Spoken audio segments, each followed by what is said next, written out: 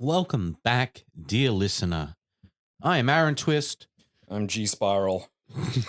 Today we are talking about the episode of Round the Twist called Wonder Pants. Yeah, it's spelled like WNDR, so there's that Germanic Wunder or Wunderpants. Wunderpants. Yeah, and I'm not sure what, if anything, that actually adds. Maybe it's referencing some great historic Germanic myth that I'm just ignorant of. Or maybe they just wanted to make it look more exotic to kids. That's possible too. It's also possible, but that Wonder, because it's spelled WONGER, that they thought maybe kids would not. That said Wonder. It might have been just wondering about pants. Possible. Yeah. So the episode we watched today is, I think it's the second last episode of the season. Ooh, coming to the meat and potatoes now. Yeah, I'm kind of excited to get to season 2. I'm excited to see what I believe will be the well thought out and satisfying conclusion to the musical little bits and pieces.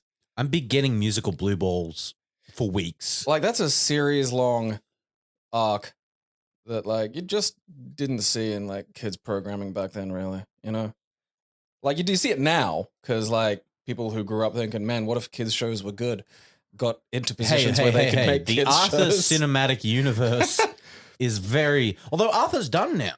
I didn't know that show had been going for 25 years. Yeah, dude, That's fucking insane. It is insane. I'm kind of annoyed they didn't age Arthur up a little bit. I'm so annoyed. Like they could have easily done like, you know, teenager, like age your fucking, like, because then he can grow with the kids who watched him, you know? Like, let's see what happens when Arthur fucks. I'm not the only one curious about that. I know this isn't an Arthur podcast, but I just want to get into the fact that I knew Arthur was an aardvark. Yeah. I knew Buster was a rabbit, Okay. obviously, because he's a rabbit. All right. It's easy to see a rabbit. Binky's a bulldog. All right. Easy. Yeah. He's the big bully looking dude. All right. Okay.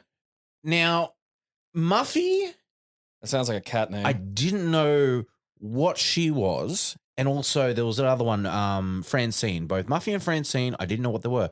They are monkeys. And there is like... I don't know what they look like. I suppose. I never really watched they're the show. monkey-ish. You can see it. Like, Okay. if I said, hey, those are monkeys, you'd go, oh, I can see it. Yeah, right. But in the meantime, just kind of looking at them, you're like, what? Because, like, they don't have the monkey features like a tail or anything like that. Whereas everything else has some, like, you know, like Arthur's head is clearly, you know, you can figure it out. Yeah. So that kind of tripped me up when I read that. I was like, holy shit. 25 years and we'll never get resolution. It's kind of like someone asked me the other day, hey, Aaron, what the fuck? Are Ren and Stimpy supposed to be cats? And I'm like, well, Stimpy's a cat, but Ren's a chihuahua. And he's like, oh. Yeah, and then I thought, holy shit, there's a cat. lot of people that don't know what animals those are. Yeah, and Ren is an asthma hound chihuahua. Mm. I want to get technical on that, which is not a real thing, but it's just a nice way of describing the grotesque breed of chihuahua he is. Yeah, those things freak me out, man. Yeah, he's like, he's one of those chihuahuas that you see that you don't know if it's like, you know, 2 years old or 40. And it's just always shivering, regardless of what temperature it is. And then you start to think maybe it's got like, you know, it's like a cyst on its brain or something. Yeah, and then you just touch it and it shits.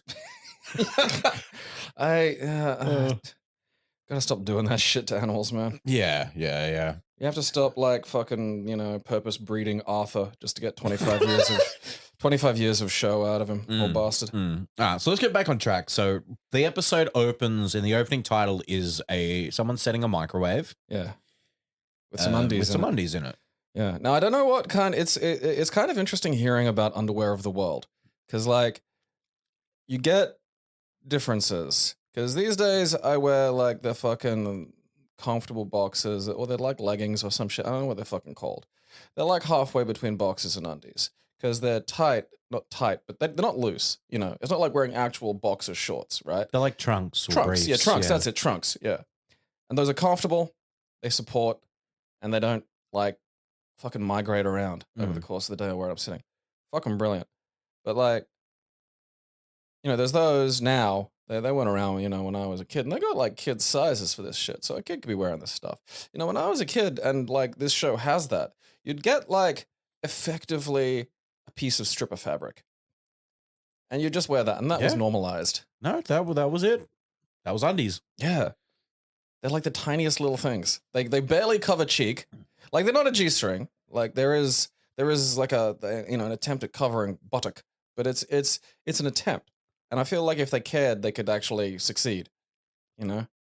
And then like it Now that I think about it, it was really weird. just a little, because I don't think they were comfortable, you know? Like They were 'cause not, no. They dig in at bits and, you know, they shuffle stuff about. That's the thing with the underwear back then is specifically in the bands and stuff. The fabricating and stuff they used was never. But like they look like Speedos. Yeah. For, you know, because those are a little more, you know, common internationally. But like, you know, I know the Americans have like the small ones that are like white. Tidy whities. Yeah, Yeah. and they have that. But like in Australia, there's all kinds of colors. And these ones are like fucking hyper color bullshit. And it just screams male stripper. Which would be okay if it weren't for a lot of what then takes place in this episode. Yeah. You know, it's like one of those things where it's like, oh, okay, if I make a joke about these being male stripper undies that a fucking 12-year-old boy is going to put on, some of that's on me. You know, that's me adding that to the situation.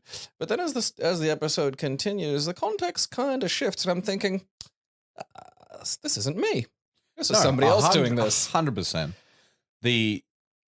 So after the opening scene, we get Bronson and Pete. Bronson's in bed, and Pete, one of the classic Australian things kids do, he goes, "Give us a lend." Now, I missed "Give us a lend." That is, he goes, "Go on, give us a lend." Yeah, that's a fucking, give us is, and it'll get contracted into one word, and then that word will be fucking contracted again to gis. Gis a lend? Gis a look. Gis a look. Yeah, was a very common one where I grew up. Was like gis a look. Lend didn't get like used so much, but gis a look was effectively like you'd say that with your hand out, and it was effectively like give a lend. Yeah. So let me borrow that, I think would be like a translation for the modern audience. Yeah. And like oftentimes, I mean, I don't know, maybe this was just the environment I grew up in, but what they meant was the person was going to take or steal what you had. Yeah. Like, guess a look, and then they just ride off on someone's bike. Yeah, it's gone now. Yeah. Well, bye bike. That happened to someone I knew in high school, like in year 9. This guy goes, "I guess look, guess like a skateboard," and he handed it to him, and he got on it and just like rode down a hill, and then hopped off of it and sprinted down an alley once he got to the bottom of the hill. It was just one smooth motion. Yeah. It was just like, huh? Such a nuts thing to say. Now I have a very big bone to pick with this episode right here, because Tony shows up and interrupts, and he's tired and he's frazzled looking. Yeah, and he goes, "Has anyone seen my toothbrush?" Now, this whole point of Tony didn't need to be in this episode, essentially, I believe, at all. Yeah. Because he was in it for 2 parts. This part here, and they both kind of like say, well, we haven't seen it. Yeah. You know, go away. So Tony leaves looking for his toothbrush. And then it goes back to what Pete is actually asking for. And Bronson's, oh, okay, and he agrees. And he goes under the bed and he gets a box. And in the box is a frog. Because it turns out Pete wants to enter it in a frog race. Yeah, these are, you know, things that actually do occur in Australia. Like a lot of the time, like there'll be a fixture of outback pubs and stuff. It's not always frogs. Like North Queensland, you'll get like cane toad races. Like it's just generally whatever weird little animal that you can sort of just go outside and find. Yeah. And then they'll be put into things and made to race. And I don't think any of these animals really understand the concept of race, you know, because like, you say, oh yeah, frog race, and you see these like tunnels that they got the frogs in. So it's like, oh yeah, look at that. There's this way they won't just hop in random directions. And you forget that they've also got the option to just not hop. And like it'll just like, oh yeah, look. And then it's just like a bunch of excited drunk people screaming at like this weird 6-chamber gun full of frogs. It's like, oh yeah, that's like it'll pop up in like actual civilized pubs and shit on like Australia Day. You'll see like cockroach races and toad races and shit. Yeah. Now so the frog's called Loopy Leaper. Okay. And there's a $50 prize for the race, and that's why Pete wants to enter. To be fair, that's a lot of money. $50 for a fucking kid in like, you know, 1991 or 1989. That's solid. You could live on that for a year basically. Dude, you could go to the corner store and buy all the lollies. Like literally the whole, like all of them. 89, you could still get sherbet sticks for a cent. Damn. Like a fucking cent. A unit of currency is so trivial, they deleted it. Yeah. Like you could like there was a place across the road from our primary school where like 5 cents and you'd get like 5 I Sherbet wish we sticks. would delete the 5 cent too, to be honest. Just replace it with like it's just worth something random. I don't think we You should know. have any decimals. I think it should all be whole numerical values. So just whole dollars. Yeah. $1, $2, etc. You know, no sense. No sense at all. Let's abolish them. What are they doing for us, really? I don't know exactly because like I so seldom use physical money these days. Yeah, me neither. But like, So I get so angry if I get a bunch of like 5 cent pieces or 10 cent pieces. what? No, what I love is like how all the fucking, self checkout things are designed to just give you a puddle of silver, Yeah. and it's like I know they're doing that deliberately. Yeah, and because you're like, oh, I'm gonna get like $2 coins. No champ. No. Ching ching ching ching ching Yeah. ching ching. Nope. Here comes all the bullshit change that we've been building up. I mean, look, fair cop, because I'd do that too. Yeah. My first thing is like, what are you gonna do? I'm gonna give them all the silver. I don't want to look at it. Yeah. We go downstairs. Kids are having breakfast. Bronson has his mouse, Yeah, because like which is never addressed. Well, yeah, because when they were in bed, Bronson had the mouse. Yeah. So he was just holding it. Yeah. And he put the mouse down to go get the fucking frog. Yeah. So like, there's this thing of like Bronson's just collecting animals as pets. Yeah, and he's not allowed them in the house. That's why Yeah. he's concerned of Pete getting the frog. I mean, because that is definitely a pet mouse that he's Yeah. got. Like, that's not like an outside mouse that he's just brought inside. Because those are grey Yeah. and look different. So he's got the mouse. They're eating breakfast. And you hear Dad yell. This is, yeah, because I know what you mean about because he's just angry for every scene he's in. And that's a very rare thing. We very rarely see angry dad, you know? He hasn't been horny dad recently. So Maybe he's been horny dad too much. maybe. And Now then he's something angry happened and he dad. became angry dad. Faye's pregnant. So and he can't afford another kid on Can't. Sculptor's salary. The last one was he's a sculptor's salary. Yeah. the last kid was Bronson. So this shit's just been, there's no telling what the fucking fourth iteration of this DNA is gonna fucking bring Bronson out. 2. I mean, look at like Chet Hanks. There's Colin Hanks, who deserves to carry on the Hanks name because he's pleasant and seems nice. And then there's Chet Hanks, who illustrates the tragic consequences of naming a child Chet. It's fascinating because you look at Tom Hanks, you look at Colin Hanks, and you think nothing can override Hanks. The Hanksness is strong. And then along comes the Chet just screams in on a fucking dirt bike and does a fucking wheelie on the DNA. And then we wind up with Chet Hanks, who is more Chet than Hanks. Chet is short for Chetley. I believe you. It has to be short for something. And Chetterington? and it's got butcherized over the I centuries. feel like Chester. I do too. Yeah, that's the most logical. Whether or one. not that's right, I feel everyone called Chet should just be called Chester now because I feel like that would upset them on a lot of levels that they probably aren't even really aware I've never of. met a Chester.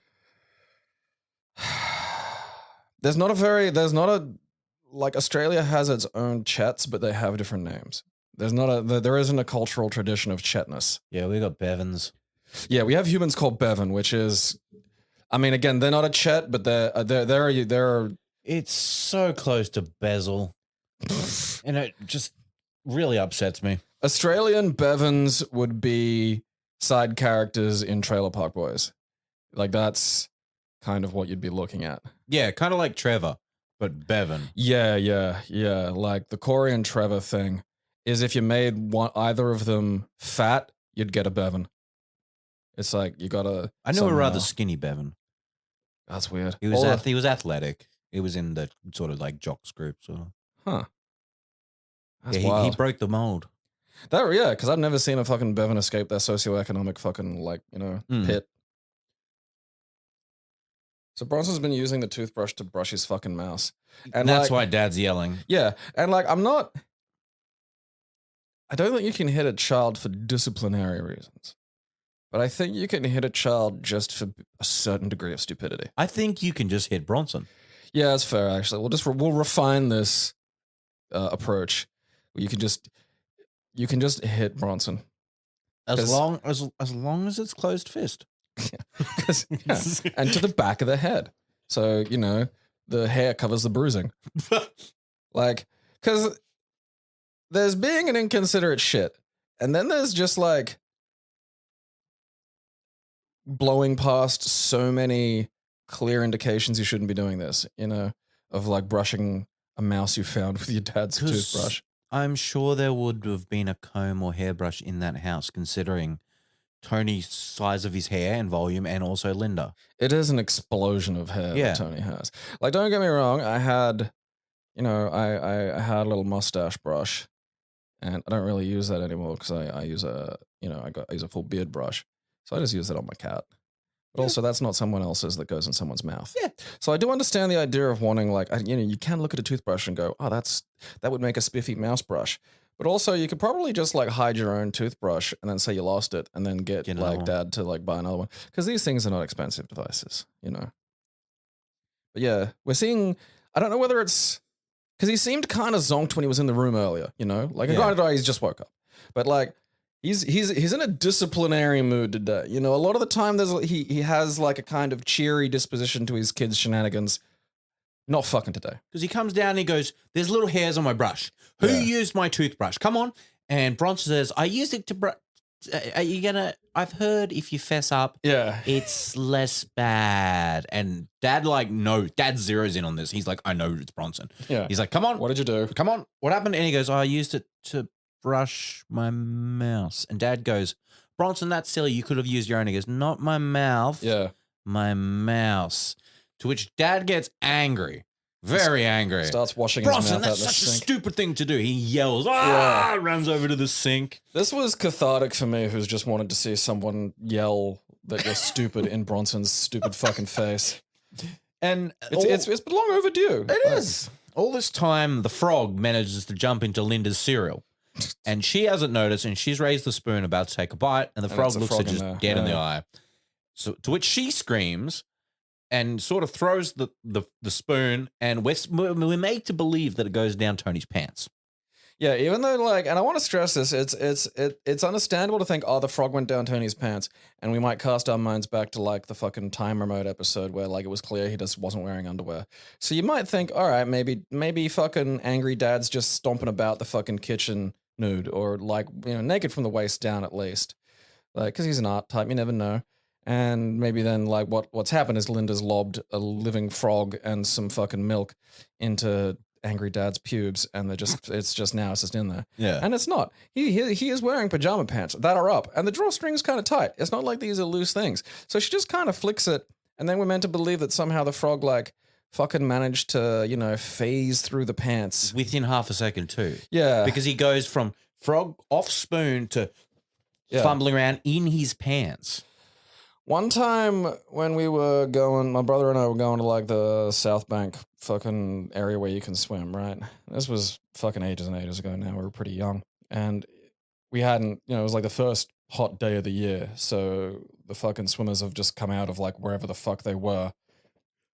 You know, they've just been in, you know, fucking a draw or something Yeah. for like, you know, the past 4 or 5 months. And my brother puts his on and then starts screaming and dancing.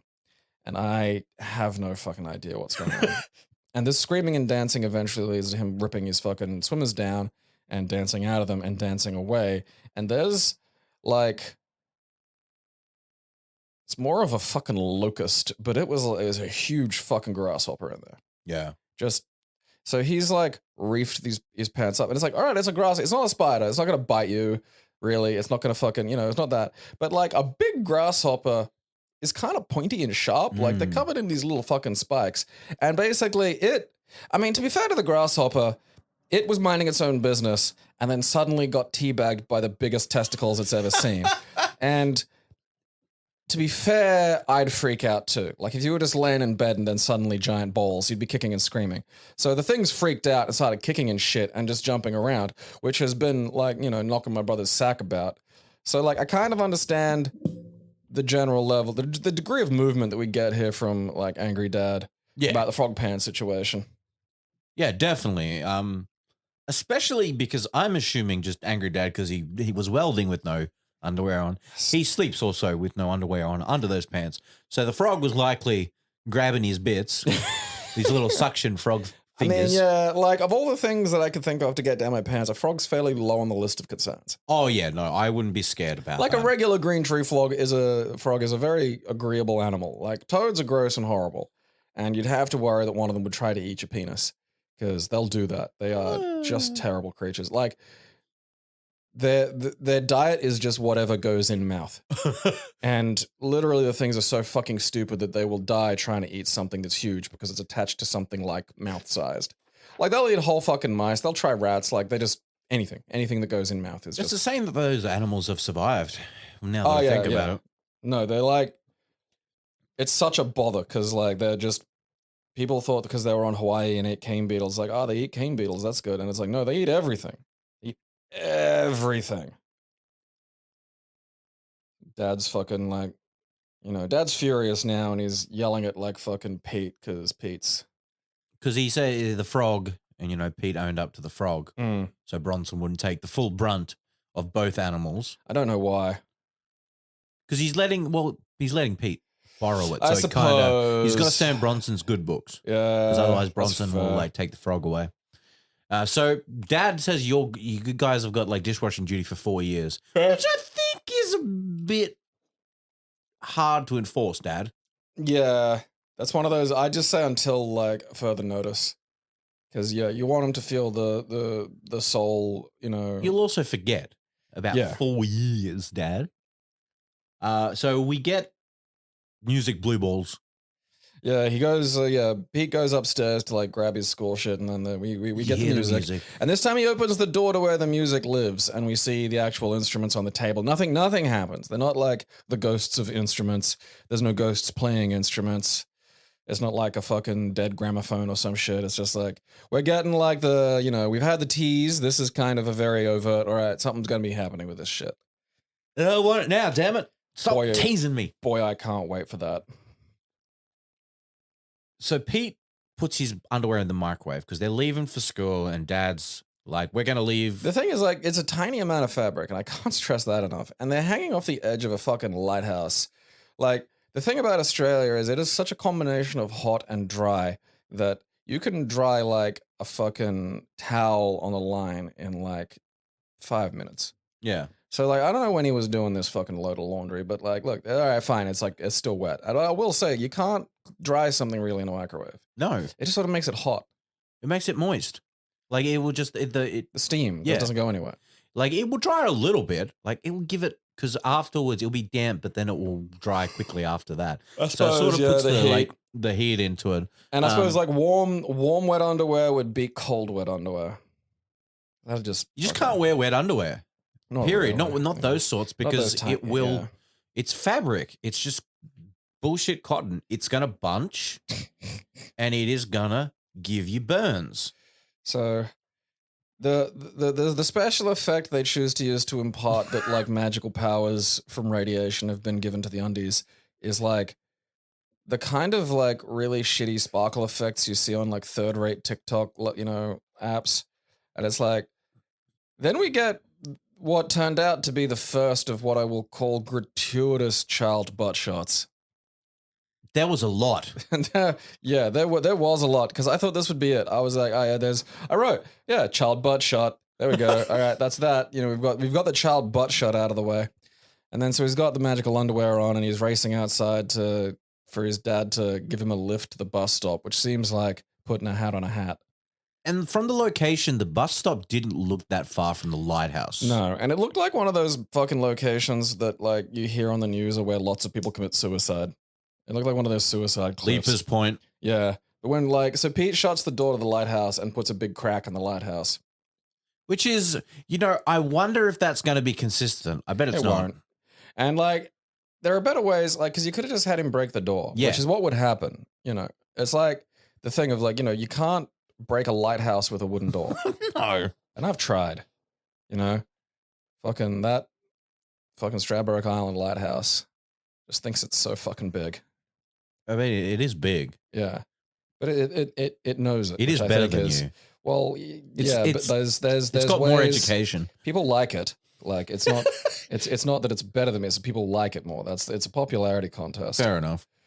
And so Pete's like hanging out at like the suicide cliff I like he- that he's just looking at his underwear. Yeah, because he's like, because it in brackets, the fucking amazing subtitles just say upbeat pop music while he's basically fingering his own junk. He was, because that's what I said to you. I said, is he fingering himself? Yeah, like if he were around our age, you could say he's checking his testes for lumps. Yeah. which you do have to do. Yeah.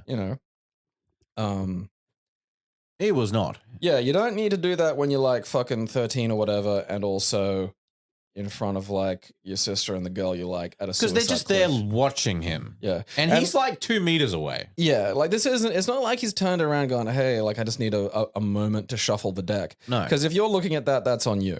Like that's exactly. He's turned his back around. He's doing something. He's over near that bush.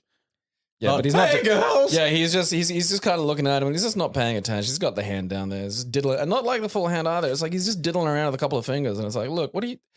That's nothing that I can understand. So what are you doing? It's a very odd scene, and I wish I was there to hear the direction for that. That's a finger. What? Harder. Just the fingers. No, too many fingers. Only 2. So they get on the bus, and we get a good shot of Well, Pete, as they're getting on the bus, Pete throws a rock. Oh yeah, and he yeah, throws yeah. it with such amazing superhuman strength that the rock just blasts through a fucking wood pole. And I'm thinking to myself at this point, like, okay, I wonder what pointless thing Pete will use this super strength to accomplish. Because if I discovered I had super strength, I'd probably, I'd do something interesting. Yeah. Like, but, like when they had the wishes from Santa, and it's like, what do you wish for? Oh, stupid trivial shit. So I was thinking, it's like, all right, he's gonna like get super strength and use that to, I don't know, become the best at like fucking putting poles in the ground or some shit, Yeah. like something fucking useless. And so he gets on the bus, and everyone on the bus is fucking hype at like the idea of Tiger's goddamn. Like the sad thing about Tiger in this series is if he were born like 20 years later, he'd be one of those like teenagers on YouTube that's like a millionaire by the age of like 15. 100%. Because he has got gumption. And he's also got the wherewithal to get it going, because he's got the whole town's excited about this stupid fucking frog race. And it's a frog race organized by a weird little child. Dude, I'm gonna say it. That kid is the best actor in the show currently. Like he has just charisma. He's charisma. He's spot on. He's so much better than Bronson. Yeah. Like, So they're all talking about like the fucking, thing that's coming. The bus driver's yelling at him to shut up. that was the best part. I laughed out loud at the bus driver turning up and going, "Shut up, you kids! Shut the fuck up. It's 1989. I'm still allowed to come back there and punch you in the face. And then the bus driver kind of crashes because the kids are fucking around or just gets the bus stopped. He does say, "Shut up, or I'll kick yous off the bus." Kick Kids off the yous. bus. Kick yous, which is another very Australian thing. And yeah, he crashes. I wrote the bus driver looks mental even for a bus driver. And when the bus crashes, one of the stones that Pete's holding, he like squeezes it so hard that it turns to sand. And like credit where it's due, he clued into the fact that the underwear had given him super strength remarkably quick for, It's what I said. Pete figures shit out quickly. And then they dumbed him down later. And now they're back onto the quick thinking. Well, I train. like that because I don't like when you're surrounded by magic and wizards and bullshit, like, and you don't immediately go, oh, okay, something weird's going on. Yeah, no, 100%. you know? Yeah. It's like if I'd seen like a fucking a green baby disappear into a cabbage dimension, I'd be like, all right, there are different rules now. I'd dig up all those cabbages. Yeah. So this Pete decides I'm going to get off the bus Yeah. Show off. and lift it Yeah. and pull it forward. Now, why isn't everyone going nuts at this? Because he just kind of gets back on and everyone's kind of just normal. Everyone's impressed, but impressed like he just did something pretty good for like a teenage boy.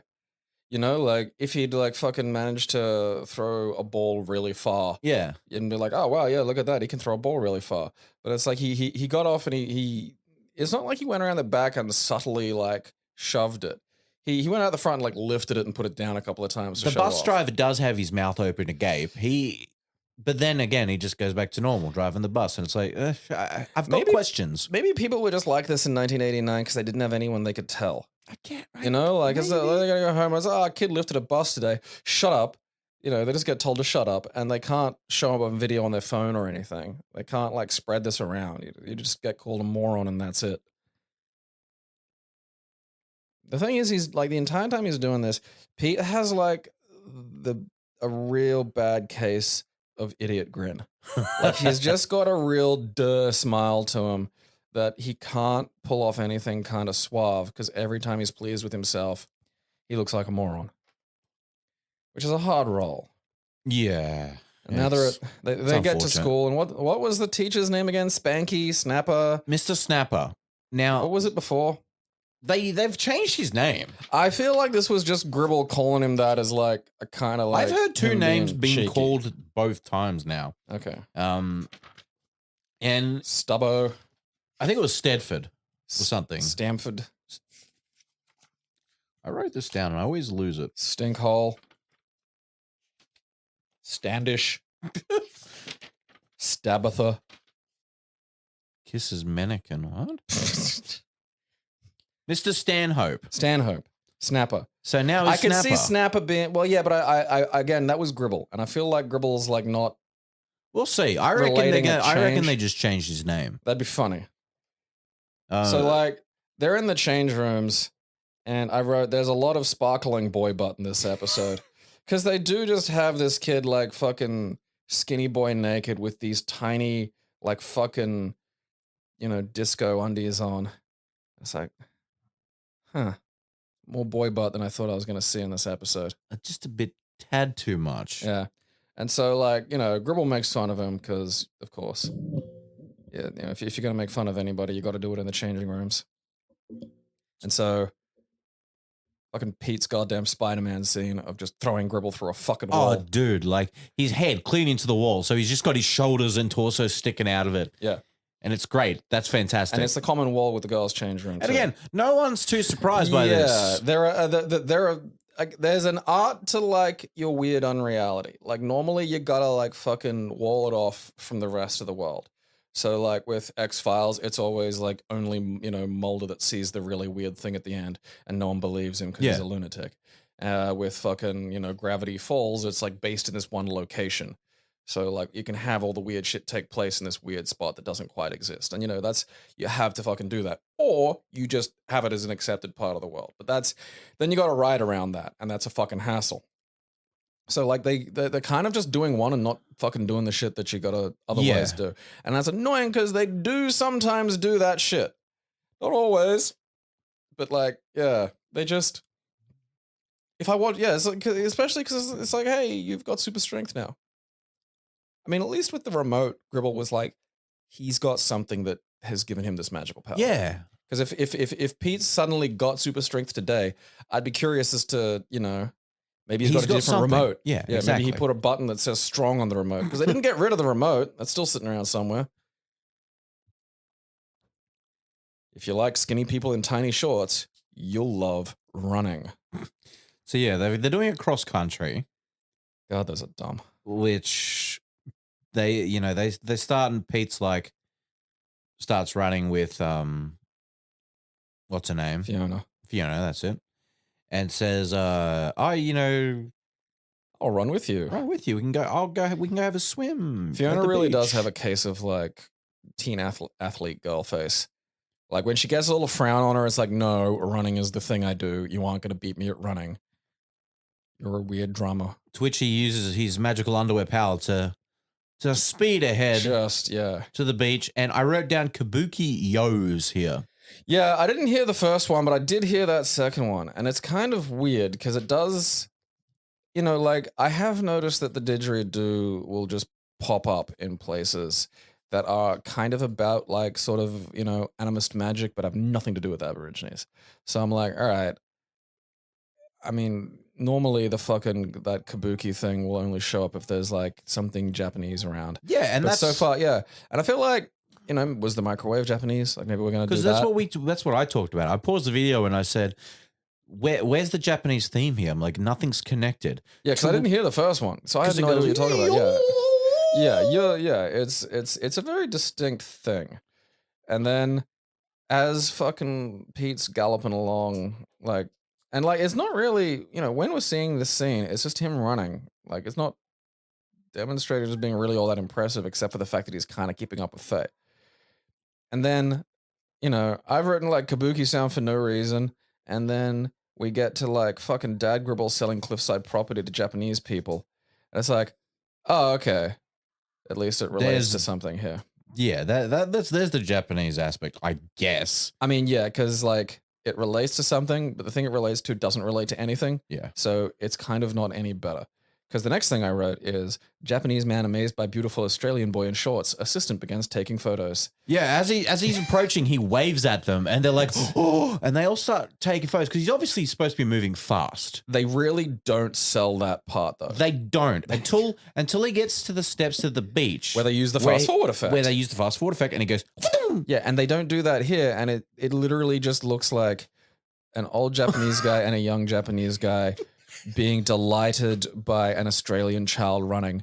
And I mean like way too delighted. Like not like that's a lot of the emotional responses in this episode are just off by a degree, because it's okay to be amazed at watching a kid run really fast. Like I saw a video on the internet yesterday of like a 7-year-old just fucking caning it at some like fucking athletic meet, right? And I mean like going goddamn fast. And there's a lot of people looking at this fucking kid going, oh wow, look at that fucking kid go so fucking fast. And they're all amazed. They're not excited. yeah. You know? And like the Japanese guy is excited in like a way that I don't think it's appropriate to be excited about a teenage boy. Yeah, they follow him down the steps, continuously taking photos. He throws all his clothes off. Well, yeah, all but the fucking magic dick togs, and then gets into the water. And again, you can judge a person by how they use superpowers, and fucking Pete's use is just to imitate Aquaman. Yeah. And he's just like, they're doing that thing where they got like clip art of Pete just leaping out of water. It is so good. And it's like, that's Gumby and dumb. And then the Japanese people start taking photos of that. And it's like, all right, see, now you're giving me a reason why someone might want to photograph fucking Pete. Yes. And then, but then they're the wrong kind of excited. And then there's just all these photos, like they do the whole montage of like Polaroids, even though they're not using those cameras, of just like them getting photos. And they've just shopped Pete like in the background. And it's the gumbiest looking fucking shit. It ends though with all of them in the photo, Gribble and the two Japanese investors, both of whom have the cameras. So who's taking the photo? I'm guessing they maybe wrangled Fiona into it or some shit. Oh, she's not there yet though. Yeah, she shows up shortly later. They might have had one on a try. No, because they've just got two like hanging around the neck. Yeah. Just boy.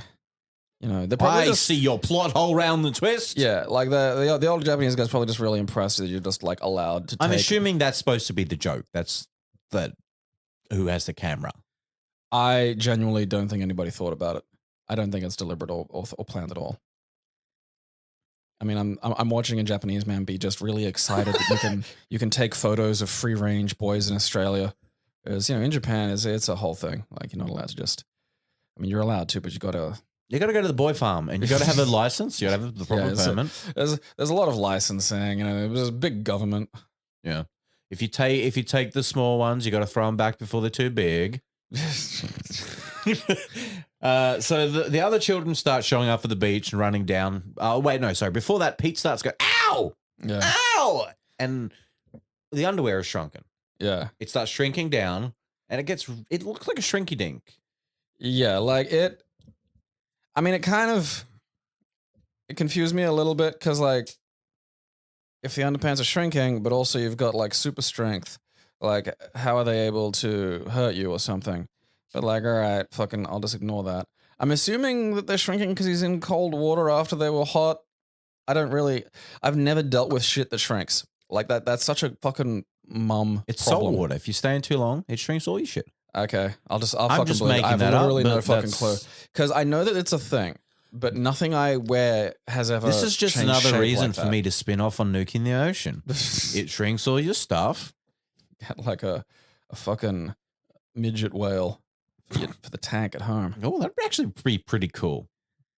I would like a tiny whale The in a undies are tank. tiny, but I feel like you could probably stretch them over the tip of your dick, and then they'd count as being Well, warm. what's the still. properties of these undies to be? Yeah, Because, so, if he's still got it on his finger or on his dick, which is he has That's it on his still finger wearing when he it. gets yeah, that's still wearing it technically. yeah. So Fiona comes down and with Linda and Pete's, they're like, "What are you doing? You're going to lose your lead."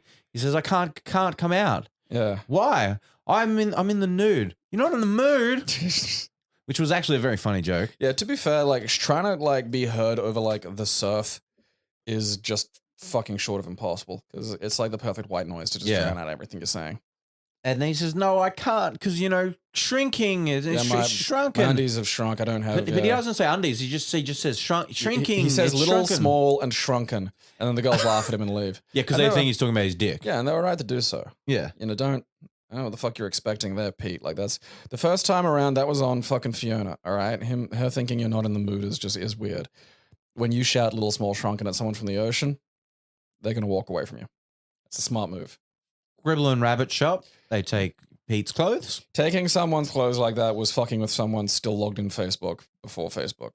Because what are you doing? What do you Why are do? you putting? Yeah.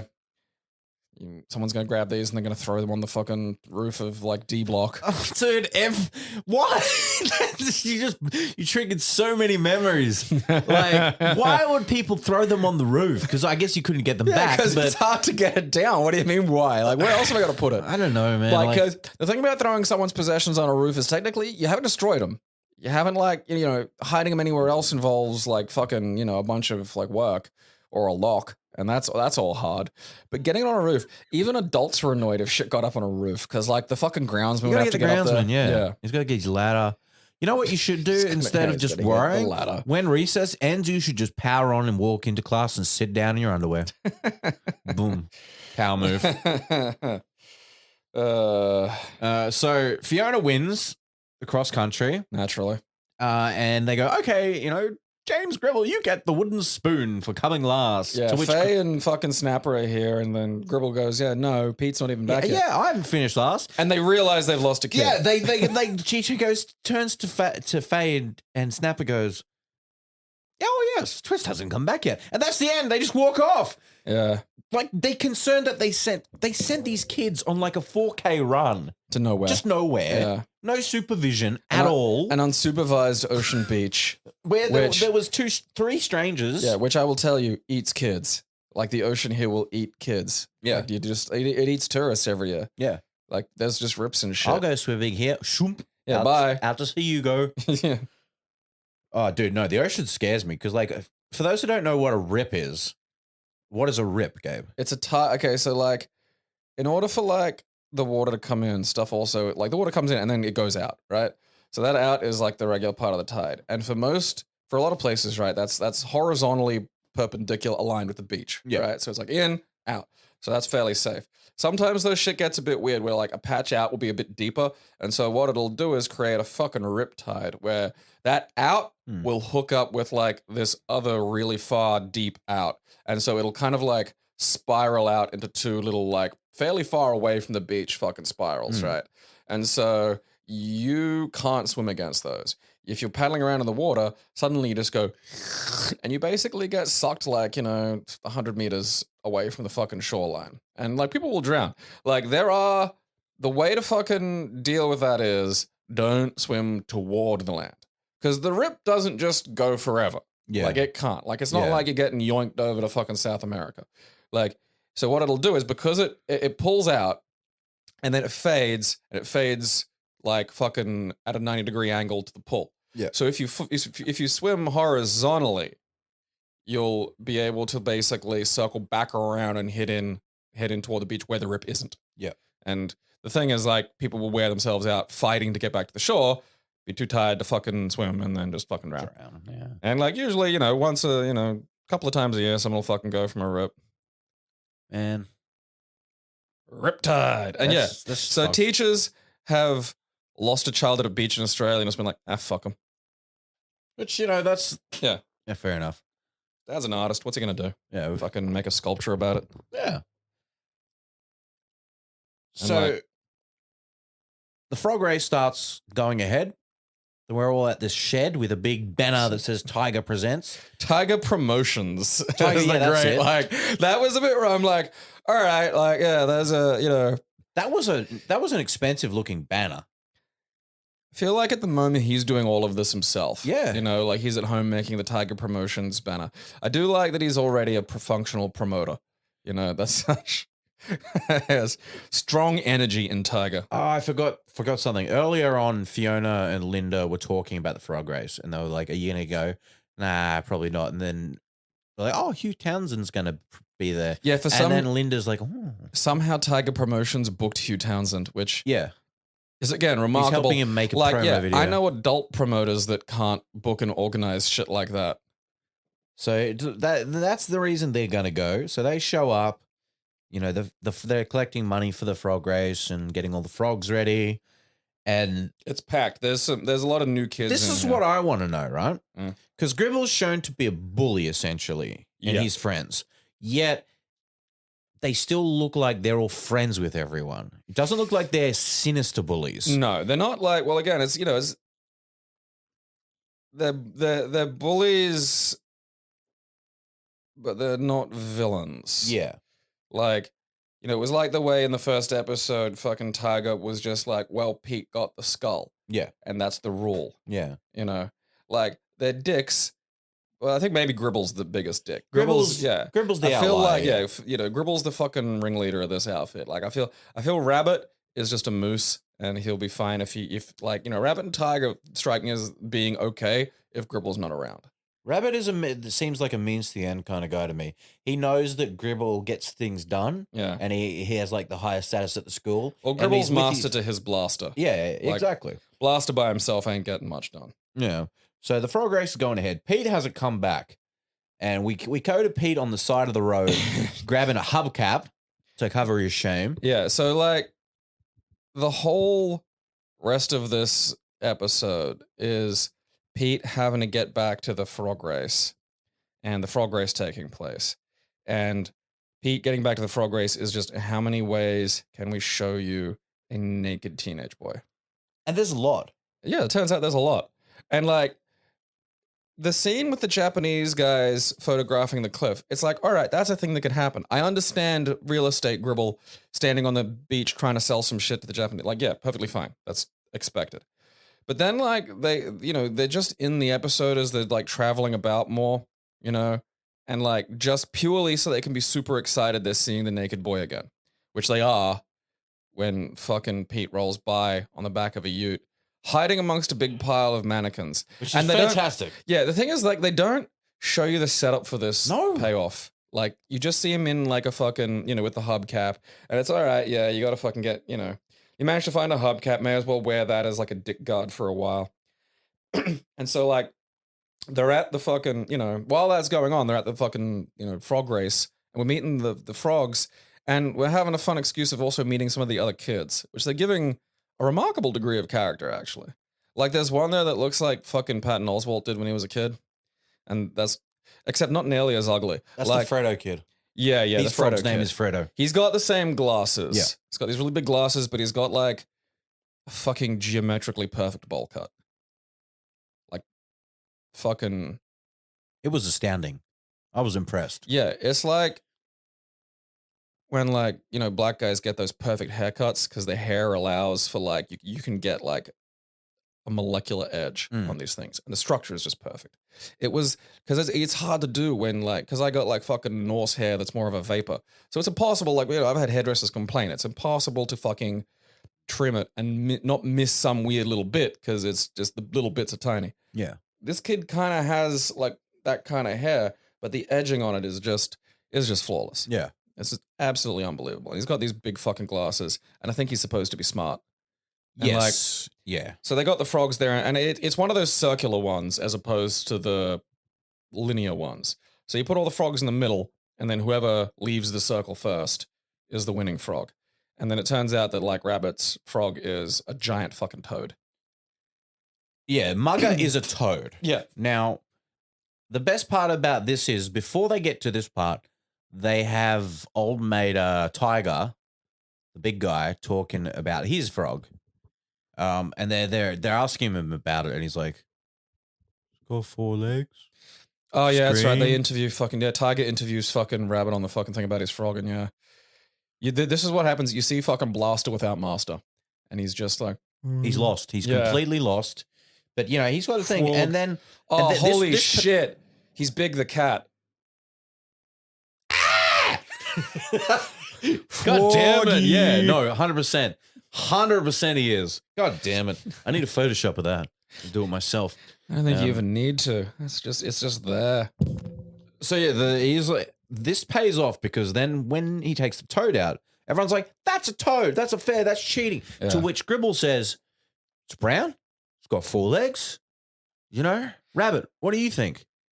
Rabbit goes, I mean, if I was going to describe a fucking frog, I wouldn't say brown and 4 legs. yeah, You know, that could be a horse or a dog. yeah. But it's not. Someone says, oh, hey, have you seen that brown 4-legged animal over there? I'd be expecting to see a dog at least. Yes. You know, I'm not going smaller than that. But he goes, no, it's a frog. I mean, yeah. I mean, who are they going to argue? They're running it. Yeah, and like, you know, no one's got like a phone that can connect to the internet, so they can just go like, look, that's a fucking carnaceous that's aphrodiliac. like it isn't a cane toad, it's some weird southern toad, but it's It's a fatten. it's huge. It's a monstrous goddamn thing. The fucking so Pete.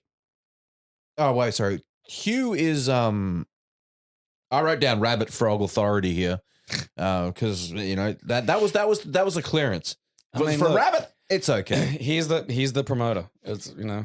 No, Tiger's the promoter. Oh yes, for Tiger's the promoter. Because we always get those two mixed up because their Yeah. names are stupidly backwards. That's right. I wrote Rabbit the amphibiologist, which I don't think is a word. But it is now. It is now. Yeah. Now, Hugh's taking videos and Linda's right behind him and she just leans in and goes, I just love photography. To which Hugh looks at her and goes, that's nice. And goes back to doing what he's doing because that's not how you start to talk to someone. Also, A, he is a video camera. Yeah. B, he's at work. C, that was creepy. Yeah. Because she's like just in his blind spot. Like Yeah, she's just like behind his the ear. ear. I just love photography. Fiona rightly fucking rips on her for that. You know, you got to rip on creepy girls or they'll never learn. You know what you start a conversation with, Gabriel? Hello. Yeah, yeah. Because like she didn't even introduce herself or anything. Well, because we were like, it kind of fucked us up because you were like, doesn't she hate him? It's like, no, she hated him in a dream train when her nose had been fantasy bonked by a song played on a gum leaf. Easy to forget that part. It's easy to forget these details. You just remember seeing him on a train. But I forgot it was a dream sequence. So I didn't know he showed up in real life. But I suppose they had to produce something for fucking Linda to. Well, that's the second. That's the third time he's been on. Because remember, he was at the top of the lighthouse. Remember they had that competition to run up the lighthouse in like the second or third episode. No, I think I had a stroke.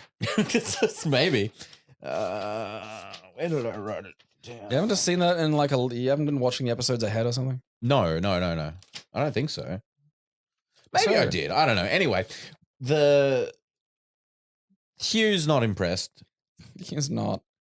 And at this point, they're saying the toads aren't doing anything. The frogs aren't doing anything. Yeah. They're just kind of sitting around. To which the smart kid tells them why. There's a scientific reason, you know. Yeah, it's not very humid, so they're just Yeah. sitting still.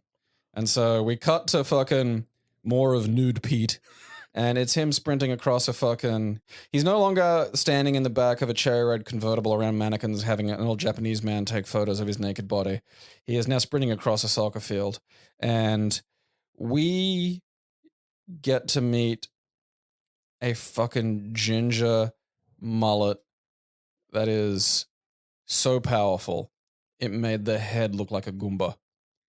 And I've written in all caps just human Goomba. Like it is crafted, it is sculpted. Like, cause it's not just, he's got that thing going where his hair's kind of curly. So like the mullet doesn't just drop straight. It kind of buffs out at the bottom and it's very bouffant up at the top. Yeah. So it kind of buffs up at the top. And so you're left with this hourglass figure on this just fucking ginger abomination. Cause his face does look like 2 glass eyes dropped in a bowl of porridge. And it's a fucking mess. And like he makes fun of like Pete running across a soccer field naked. And look, 100% correct to do that. But Pete does have the ultimate comeback of at least I'm not red. It's just, that's the danger. Like it's why be ginger and have a fucking giga mullet at the same Dude, time? you like putting a kick me sign on my back. There was this weird fat kid at uni when I was there who had like a mullet like that. And he was basically like just a school celebrity because he was such a distinct visual thing. Like anybody else could just be someone you saw yesterday, except this guy. Although he was kind of fucking, I don't know how he was in university exactly because I think he was kind of fucked up. And then one day he was wearing a shirt that said Sir Joe for PM, which is an 8 shades of weird thing to be wearing in Australia. Who's Sir Joe? Joe Bielke Peterson. It's a way for rural types to indicate that they're okay with any form of totalitarian state that supports the dumb things they think. Right. It's a fascinating stance to take in 2020. Or it would have been 2017 or something back then. So we go back to Tiger. Tiger Promotions is a bit slow at the moment. And now he's hosing down the toads. Yeah, people were asleep and now he's woken them up by fucking squirting them. And to be fair, you know, It's like, to be getting a little action going. Yeah, well, it's like giving your pro wrestlers cocaine back in the fucking, 70s. It just, they can show up damaged and bruised, give them a little bump, off they go.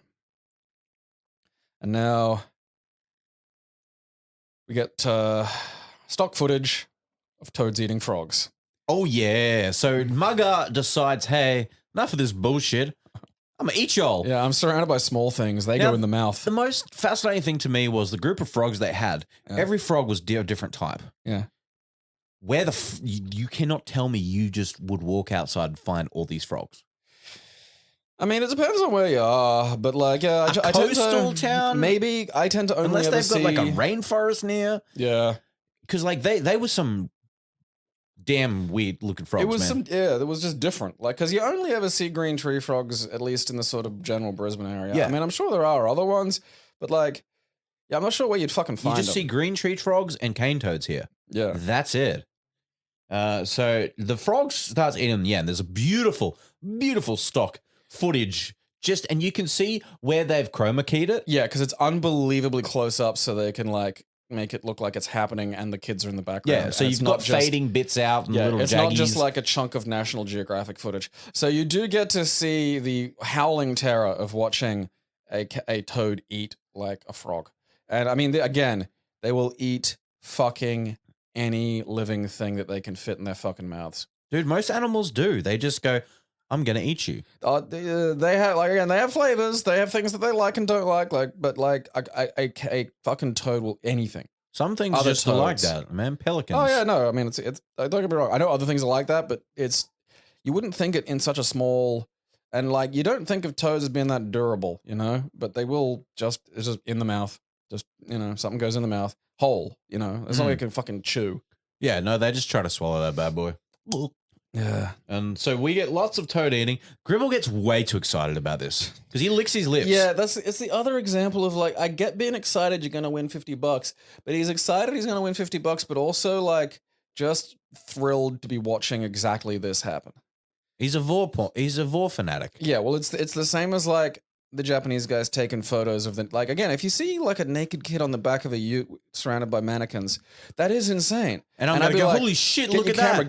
Take a photo, but I wouldn't go, yeah, but like there's being excited you're seeing something weird, and then there's being excited you're specifically seeing a naked boy surrounded by mannequins. And that's what that was. And there's being excited you're going to win $50. And then there's Gribble's form of excited here, which is just a bit... It's too much. Yeah, it's like discovering your exact fetish excited.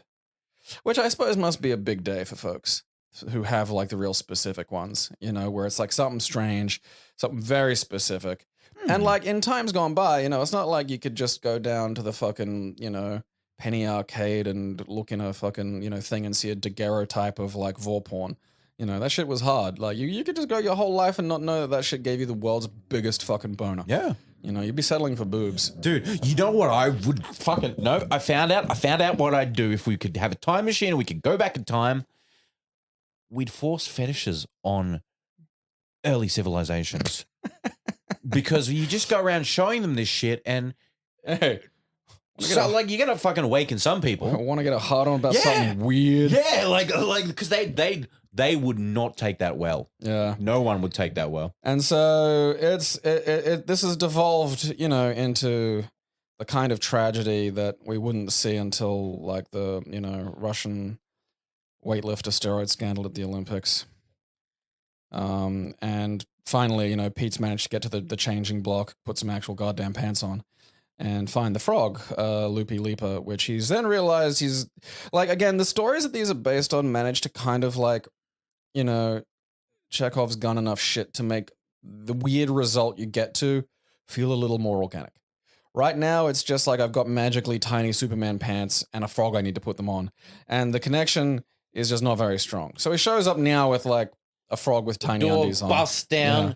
He looks badass. Bronson looks at him with awe. Now, this part also wrinkled me a bit because Bronson looks relieved and happy that Peter's shown up to compete in the frog race. Yeah. And immediately tells Pete not to participate in the frog race because he's scared that Loopy Leap is going to get eaten. Which he probably will, yeah. Which probably will. So that's a little bit of a weird part there. And also the frog having the underwear comes back to my point of if it works on the frog with it having it around the frog, why doesn't it work on Pete having it on his finger or on his willy? It might be like the Soul Stone in that it has its own sort of consciousness and understanding of the I situation. don't believe that. It's magical underwear pants. It's magic undies, Gabriel. It's magical microwave underwear. It's magical microwave underwear, yeah. It's not a piece of the universe. So you don't know. Pete goes, don't worry. You know, I've got it's all right. It's going to work out. And he puts the frog down and Gribble's excited and he goes, get him, eat him, mugger. Yeah, and then Mugger hops toward fucking Loopy Leaper, and then Leaper jumps and just springs through the fucking roof like a goddamn bullet. And everyone's like, oh! It reminds me of like one of my favorite things is animals discovering trampolines. Because they're just like, and I've seen, there's footage of a kangaroo in someone's backyard fucking trampoline, and it goes to jump off the fucking trampoline. And the thing is, its whole life is jumping. And so it knows if it puts X amount of jump into the ground, how much it's going to get out. It has never been on a trampoline before. So it puts X amount of jump into the goddamn ground, only for the ground to go, okie dokie, champ, gaboingo, and flip it ass over tit. Yeah. And watching it's amazing watching an animal try to fucking understand what just happened. Because it's done this a million times. Why would this happen differently this time? Just, and it's like just ass over tit. Complete fucking, this, brains itself coming off this trampoline because for one moment and for one moment only, jump was more. Ape trampoline dodgeball tournament. See, that's a good idea. I think just trampolines and apes in general. If you just give them a trampoline and just put some pro wrestling on a TV. Have we seen apes on trampolines? Has that been? I don't know. Been They give them tire swings, but I think for some reason they might be worried to give them trampolines. Oh, fuck it. You just make a dome. You put Pauly Shore in there. So fucking now that the frog has leapt through the roof, we get just the best of clip art frog being zoomed around. The fucking JPEG that literally someone's just clicked on a transparent background or a green background and just gone. And it's that fucking classic thing of like the directions it's moving don't match what it's like, the angle of it at all. There's no effort to sort of make it look like it's moving in the direction it's actually moving. It's just like moving sideways and shit. Does a flip.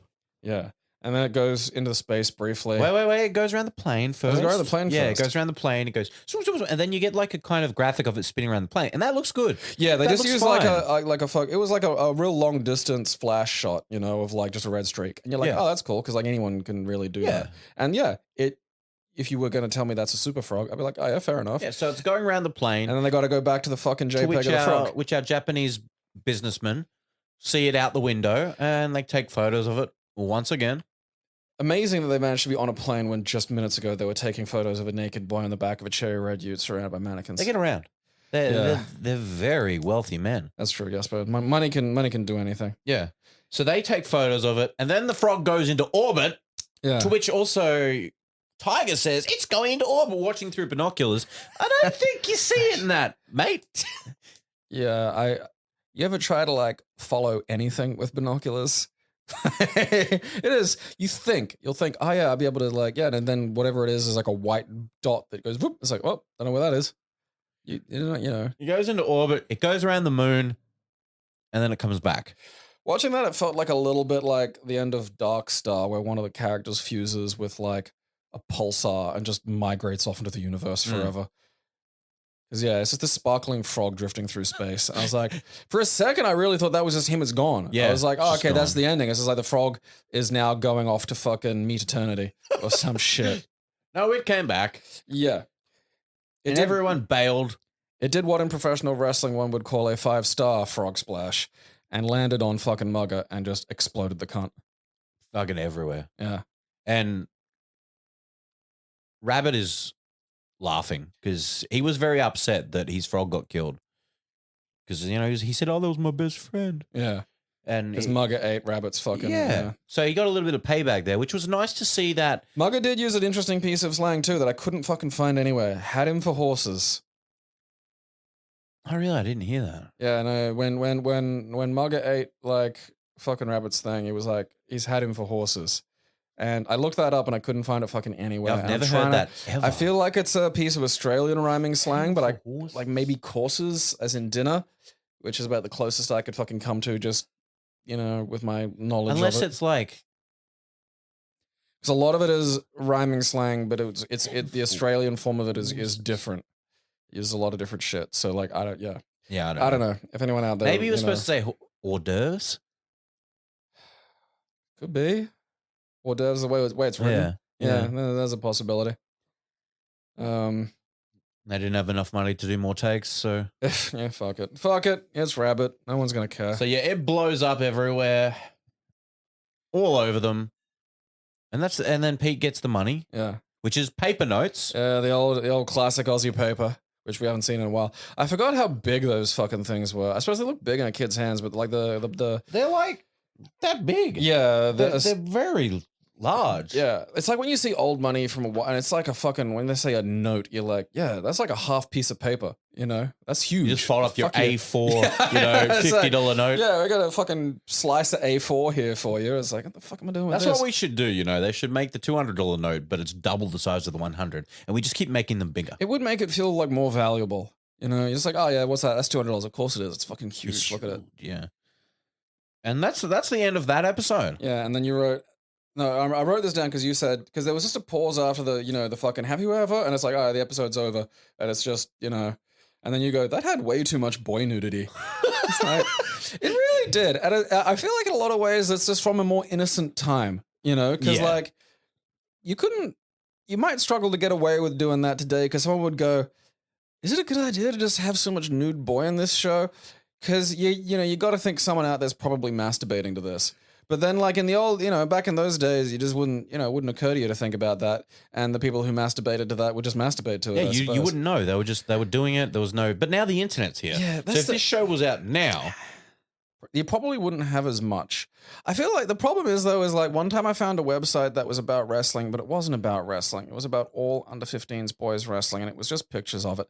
And it was clearly for somebody to masturbate at. But like, also the pictures were perfectly legal, and there was absolutely technically zero wrong with this fucking website. And it's like, well, you know, what do you can't really do anything about that. Yeah. You know? Like if someone's gonna, it's like someone imagining fucking a little kid. It's like, you can't do much about that exactly. You know? yeah. You can't just cover them in a box. No. So, you know, I feel like you should be able to do a show that has like naked Pete just running around. Provided you're not, 100%. you know, provided you're not, I don't know, covering him with oil you or just something. gotta, you gotta like, look. The thing I think you would have to cut down on is the amount of time the Japanese were so excited over him. The Japanese were a weird addition because they added fucking nothing. And I have. Well, that's what I mean. Though they added really nothing. Tony being in the episode added nothing because he gave punishments to them that added nothing to the episode. Yeah, it didn't sort of go anywhere or do anything. The mouse brush had nothing because the mouse was never seen again in the episode. Yeah. So there was no reason for him to be there at all. He was no connecting device. He was nothing. Yeah. Well, that's, I mean, just in general, it's been kind of a big problem with the shows is like, there's pieces with which they could do a proper fucking thing, you know, where you could connect a thing like to a proper dramatic fault and a penalty and stuff like that. Mm. But a lot of the shows are just a big pile of stuff happening, which I suppose you can do with kids, but like still, you should also be trying to like, I don't know, teach them cause and effect and sort of the way things can connect. Yeah. You know, I mean, what's the point of doing all this really? I mean, it's not like you're blowing my mind with fucking special effects. And all right, I got to see an excited Japanese guy taking photos of Pete, but like, you know, that's darkly funny at best, you know. And I feel like I probably wasn't supposed to be enjoying it in that I feel like we're regard. on a list now. Yeah, well, you know, I'm on some already. All right, so I make the lists. the questions that we have for today are: have you ever demonstrated surprising strength? So I said surprising because, you know, it can be relative. You know, obviously I'm not going to assume someone that is going to email us is like lifted a bus. Yeah. You know, because that's bullshit. So like, but like, there are times where, even like a little kid manages, like that little kid doing the run, I saw Yeah. yesterday. That's surprising. And it's surprising relative to the little kid. I think I have an answer for that, All right. straight up. I think it was either year 9 or 10, and it was sports, and we were playing cricket. Now, I was not known for sport. All right. Like, I didn't know the sport people or that sort of stuff. I believe you. didn't really Yeah. play a lot of it at the time. After I had my back operation, I actually did play quite a lot of sport. Cool. But anyway, we're playing cricket, and I had to bat, and I just smacked it. Just fucking belted it. Tink! And it's gone. It's gone off into the forest. Yeah. 6 and out. Because every oval in Australia is covered by like 4 kilometers of bush for some reason. Yeah. It's just. So it was just gone. And I remember that because I didn't hit it like that again for that whole session. Yeah. So yeah, that just came out of nowhere. There you go.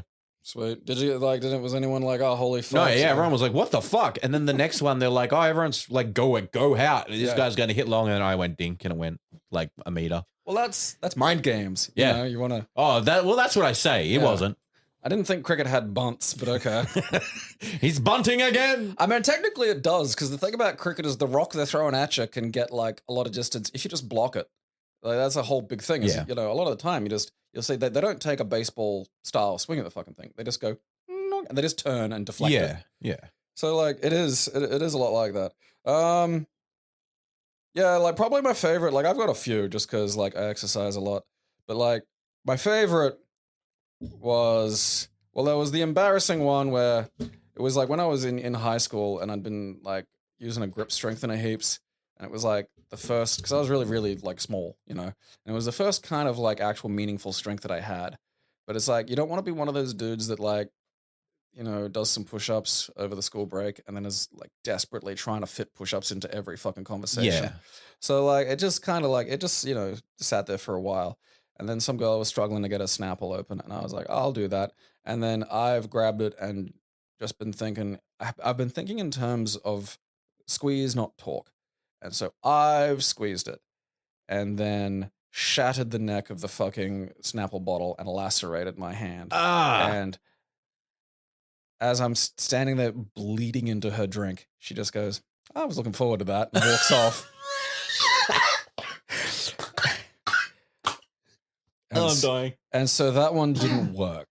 Oh. The one that I like, though, was I was up at my house and some friends of mine lived just down the way back when I was doing bar work. And this was after I'd sobered up, though. So, like, the great thing about that is, and you'll see this in, like, Trent Reznor and shit, is like when people get sober, it's like, well, got to do something all the time now. And 9 times out of 10, it'll turn into exercise. And, so I'd gone from being, like, kind of, like, bulky, but, like, not, like, fuck all muscle, is mostly just sort of flaccid, to like, getting some of my strength back. And a friend of mine messages me on Facebook and just goes, hey, can you go down to the house? The girls need help getting a fridge inside. And so one of the, the housemates had bought like a new fridge and they needed a new fridge. And they hadn't realized that it was just going to get like kind of delivered, but not put inside. Yeah. So there's just 2 girls standing with their hands on their hips looking at a fridge in the backyard of this place, and just, they don't have a trolley, like there's nothing around that can fix this problem. They're just having a look at the fridge and just want it inside somehow. And then I show up, and it was not even like, because like fridges have changed over the years. Like fridges used to be fuck off heavy and just the worst thing to fucking move. But like you can get that kind of smaller size fridge now that doesn't weigh shit. Yeah. And like I honestly reckon that if the girls had a trolley and put their back into it, they could have got it up the fucking stairs. But the back stairs, there's, it's a fairly, maybe about 10 or 15 steps up back stairwell, because it's a, 2-story house. Yeah. So, you have to get it upstairs. They, to them, this is an insurmountable problem. And I think they were expecting me to show up with like a fucking trolley. Like, because that's how the problem gets solved, is someone has to have a tool. I show up, and because it's just one of those light ones, clamp my arms on it like a fucking forklift and just lift it off the ground. And then proceed to just walk it up the stairs and put it inside. And then, because I'm not even thinking about this, I'm just like, I'll just get this fucking done and then go home so I can go back to playing video games all day, whatever it was I was doing. And then like the next day I was talking to my friend and she was like, man, you just fucking like blew the girl's brains yesterday. And I was like, what do you mean? And it's like, well, when I got home, like one of them was just like, Gabe's like strong, isn't he? And basically the feeling I got is like to them, I was just like some bizarre circus strongman who was able to perform impossible feats of fucking strength. Because it just couldn't wrap their head around like how I'd just gone, oh, fridge inside. Yeah, okay. Yeah. So that's probably like the one positive fucking experience I've had with that. Beyond occasionally hurling people out of the out of bars, but that's going back a ways. Have you ever wound up naked where you shouldn't be, Aaron? Were you one of those guys that get the pants off when you look it up? No.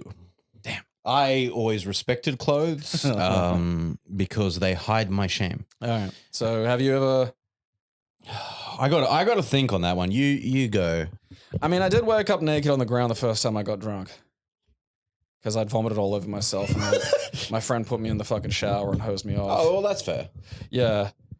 Like that was... I mean, I was in my undies, but that's like probably the most naked I've been. I'm not really... Yeah, I'm not a nude person either. Like, I wear, like, you know, boxers and pants to bed. Like, it's just not sort of a thing I do. Although, like, I do have a friend who is one of those guys who, like, you know, when you get drunk enough to basically revert to toddler, like, he must have been one of those toddlers that would, like, just rip his clothes off. You know, you've seen the toddlers, like, and they're just, you know, like a little drunk guy just pulling the clothes off the second you try to fucking get them, you know, dressed. And that would happen. It would just be, there'd just be a certain level of, like, not commonly drunk, but, like, shithoused. Yeah. And just all of a sudden it's like, whoop, off come the clothes. Where I shouldn't have been. Jog the memory. Any accidental Does taking my pants down count? Yeah, if Like you got showing my nothing ass? else. If you got nothing else, yeah, Okay. sure. Because, like, I've told it before, but yeah, the bar story at Dreamworld where I stuck my bum through where you're supposed to stick your head through the bars in jail, hold on It to the did bars. look like your bum had gone through the bars. And I just took a photo of my bum. Yeah. And that was very hard to pull off because there was a lot of people around that day. But yeah, we did it. And I guess that's where I shouldn't have been nude. Yeah. Have you ever bet on a race? Yes, Melbourne Cup. Oh, okay. Yeah, I suppose That's just, yeah. that's strange. not- I don't think I ever have. Like, Oh, really? yeah, I vaguely remember something in primary school where we were given, like, because the thing is we were just given a ticket and it corresponded to a horse. And I think that, like, I won something then. I think it was like a Mars bar or some shit, but, like, It's funny now that I think about it, how much of society is just kind of teaches us to gamble early on. Because in Brisbane, when the Melbourne Cup's on, which is a race here that's held It's once a yeah, year. It's a big horse race. Yeah, It's like Australia's like big one. yeah. Everyone like takes the day off, well, goes to work and then takes like lunch off to watch the race. So many Basically, people yeah. do. But I know every year my mum would give me money to bet. And she, you know, I'd pick out the course and she'd buy the ticket for me and stuff. And, you know, if I won, I got the tickets. That is so bad now that I think about it. It is a bit weird.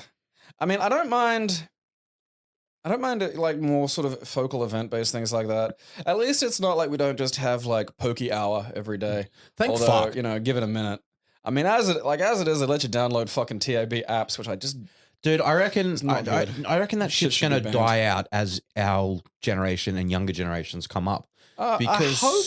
Because I like have met most of some us have people- our phones and Yeah. know stuff on our phone. We're not going to go and sit in a place putting money in a thing. Oh no, but that's why they've got TAB apps. Like that's the problem is they've made this shit in app form. I mean, I do know someone Wait, can from you get pokies on? I don't know if you can get full tilt pokies. I feel like that's even a yard too far for this stupid country. Yeah, I do know some people from like the generation below me that like go to the pokies. And Really?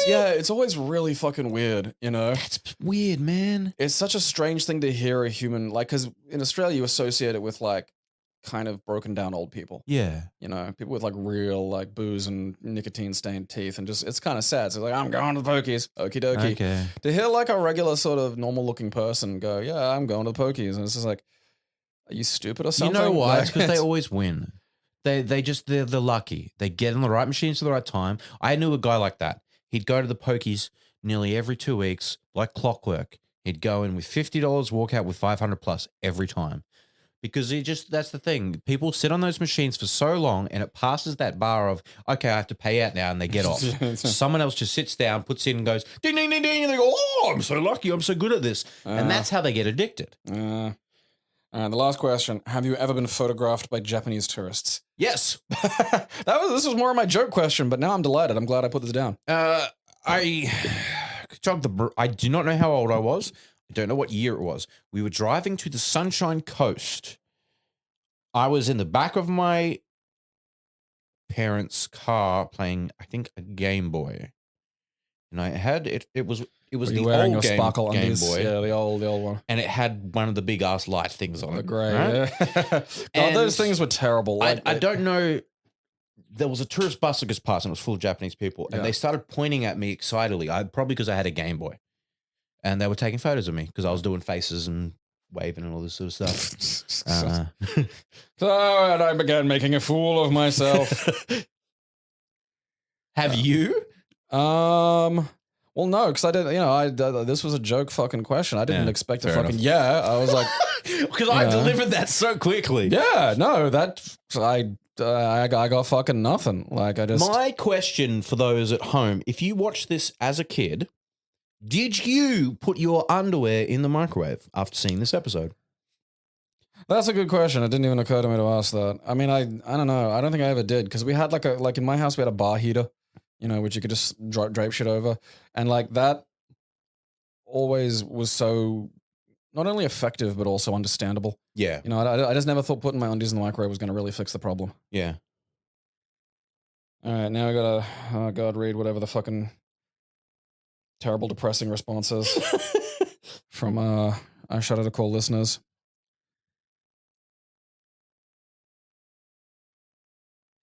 Oh, Jesus. Okay, so this just... Hello, please don't use my surname. My forename is fine, as John is really common. And it's like, you don't need to say forename. Yes, you do. Now, from now on.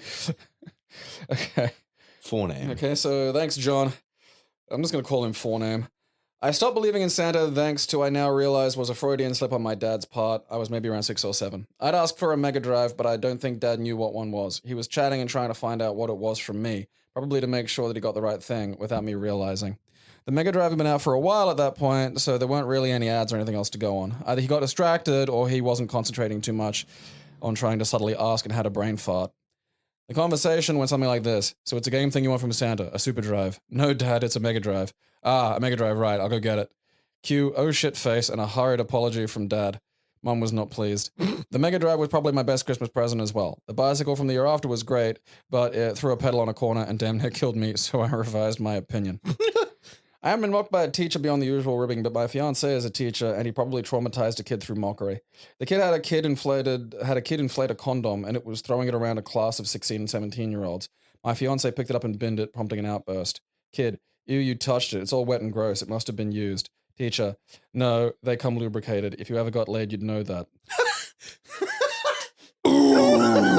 Ooh. That's nasty. That's a brutal one for like a senior class. That's a 3rd degree burn right there. Yeah. The kid went from reveling in the sniggering of their peers to being traumatized by dead silence and raucous laughter. My fiancé says there were a lot of kids involved chucking the condom around, so the insult was dispersed and therefore fine. Thinking back to my life in school, that doesn't sound fine to me. I mean, because it was directed at somebody. Like, whoever said that got the burn. It's not like, oh yeah, everyone was touching the fucking thing. It's like, yeah, that's fine, but like, someone said something, and then, they didn't all just chant it in unison. I am aware this is late, but I have also been pantsed. Life-changingly pantsed. Oh, wow. Look, that's a big claim. Yeah. All right. And you're setting me up. All right. You're selling me something here and I'm buying. But I don't want to have to refund this story. Better do what it says on the box. I grew up in England, but moved to Canada during school. I was around 12 at this point. One of the first things I noticed was that where I wore shorts or tracksuits, everyone else wore jeans. I discovered why in the most brutal way possible. Yeah, man, you gotta level up to that denim because that shit'll stay on. Yeah. In my first week, I wound up chatting with the popular girls between classes. To my young eyes, they were pretty as hell, friendly, and quite interested in me given that I was from England. I've always been at least somewhat good with people, which in this case was to be my undoing. A less blunt/dense kid would have learned all the little cliques and who's who before even looking at the popular girls. My overconfidence and unwitting bludgeoning of the vicious junior high social cliques led to an untold level of peril. Like a teaspoon of neutronium weighing as much as a mountain, I'd concentrated a staggering amount of comic menace into a single action. Something had to give. That something was Colin, a, quote, friend of mine, who decided to redress this balance, sneaking up behind me and whipping my pants down. In that moment, I froze, my dick swinging in the breeze as the popular girls fell about laughing. They were nice, but not that nice. It was then I realized why none of the Canadian kids wore tracksuits. That afternoon, I skipped school and hauled ass to the mall, spending all the pocket money I had on cheap jeans and cargo shorts. I didn't wear tracksuits again until I was 35. Damn, man. This completely changed my look, meaning that when I went back to England, I didn't hang around with the chavs and tracksuit kids, but with the goths and D&D geeks. I'm still mates with all them to this day, and my pastimes and hobbies all stem from this group. I got a head start on my career because the goth girl doing the interview liked my hair. I met my fiancé at university heavy metal party. This was the butterfly effect of pantsing. You know what? Fair enough. I want to know the alternate universe where you didn't get pantsed. Yeah. And see what happens. Does that look like? Yeah. I do like the idea that someone can be pantsed into goth. I know. That's very funny to me. All right, I accept your story. I'm not returning that story. That was a good story. Thank you. It wasn't bad. Okay, hi Aaron and Gabe. Please don't use my real name. You can refer to me as Jazz or Vigorous Jazz Hands, as these are my internet Discord handles. Hello, Whatever Jazz. you say, Vigorous Jizz Hands. Love the show so far. I'm a long-time fan who followed Gabe on this channel after discovering him from Yahtzee's old Let's Drown Out videos and always found him the funnier and more insightful of the two. On to this episode's questions. Have you ever felt ugly or pretty? I have always been in the 4 to 6 out of 10 range in terms of looks, but came to terms with this relatively early in life, and it's thankfully never been a big source of pain for me. I can, however, relate to Alan's feelings of looking good in a suit. I know it doesn't do much to actually make me look much better. Was it actually written Alan or was it Aaron? What? Oh, did I say Alan? Yeah. I'm sure I said Aaron. I'm blurring through it because like cunts are still writing 5-paragraph Yeah, things. fair enough. So I'm trying not to like fucking, because we'll be here all day. For now on, otherwise. I'm Alan. Yeah. Alan Costello. I fucking laugh that hard at that. Yeah, I've been required to wear a suit that has given me quite the confidence boost. Have you ever been hospitalized for some kind of injury? Not an injury, but multiple life-threatening allergic reactions. I have a severe allergy to cashew nuts. That's a bummer, because like cashews are in a lot of shit. Good, yeah. Well, they're just fairly common too.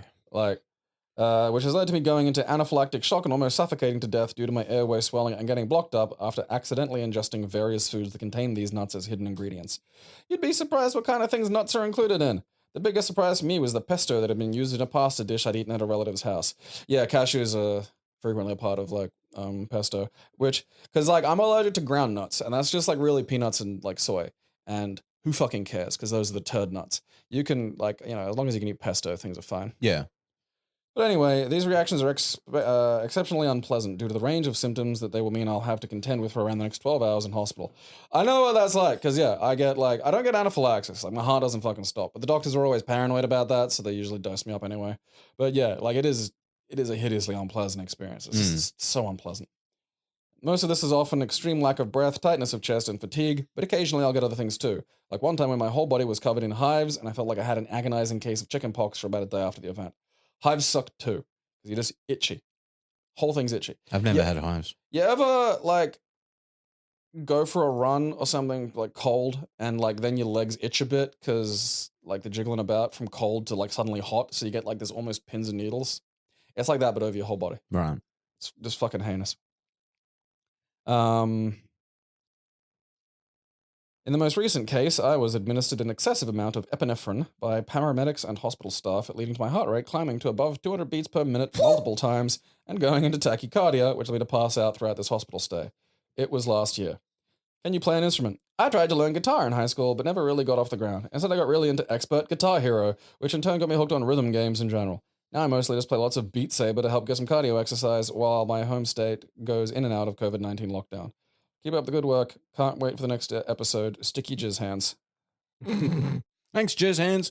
Also, motherfuckers, write something nice about me, you bastards. Always, I enjoy Gabe here, I enjoy Gabe there. Me sitting over here. Fucking just feed some of my ego. I need ego, please. This one, okay, credit where it's due. This one's like, the first thing is written in like giant red letters. Please do not disclose my email or name or whatever these email shows as the sender. Just address me as your favorite superhero if needed. Thanks. If context helps to paint the picture, this is a viewer listener from one of your favorite Eastern European shitholes. One You of the got Baltic it, states. dog welder. That's a good one. I was just going to call him Beef Clunge, but dog welder's actually funny. Have I felt particularly ugly or pretty? I'll preface this by saying I've had problems with my looks basically my whole life, but bear with me. I know you don't want to read that. I'm 24 now, probably 25 by the time the next Have You Ever Felt Like This episode goes online. Since approximately the age of 8, I have avoided looking in mirrors, water, passing cars, shop windows, spoons, many other reflective or otherwise shiny things, not to have to look at my reflection. I could take any one point from this period, but that kind of defeats the purpose of the question. Whatever, that's behind me now mostly, save for some rare periods of depression.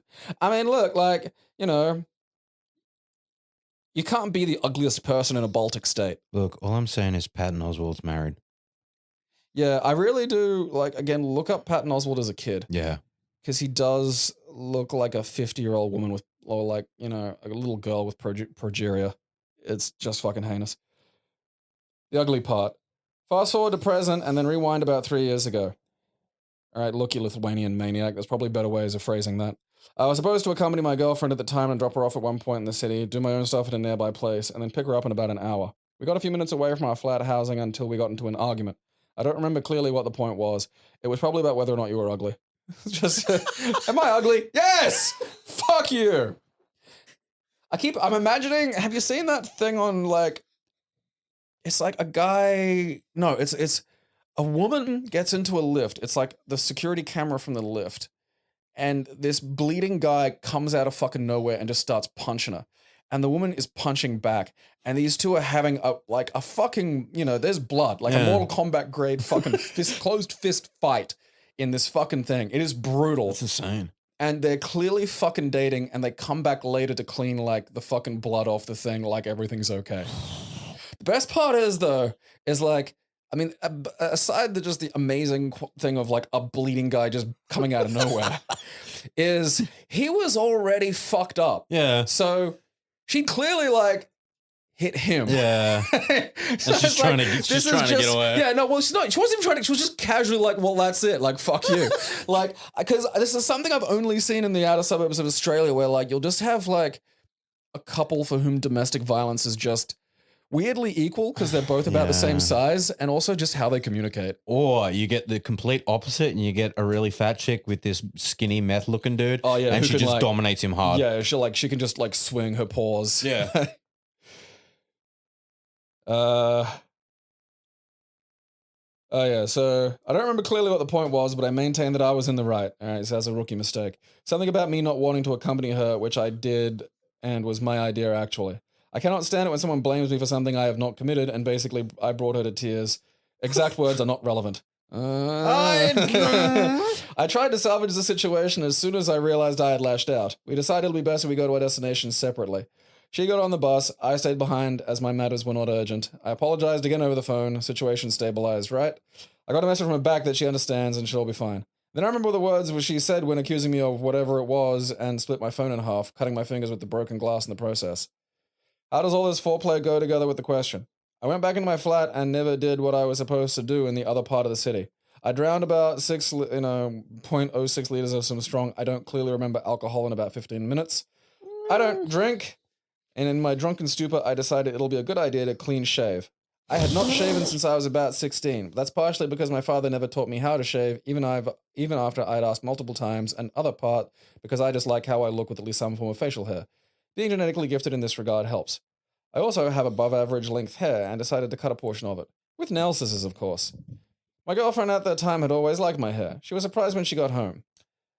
I'm siding with your girlfriend on this. Next day I had to go to work and I could not figure out how to hide what I had done, but this made me regress straight back a few years when I could not bear my own sight for just a few days. Decided to do nothing, and if somebody asks, just tell them exactly what happened. I got drunk and made a mistake. The relationship actually got better after this event.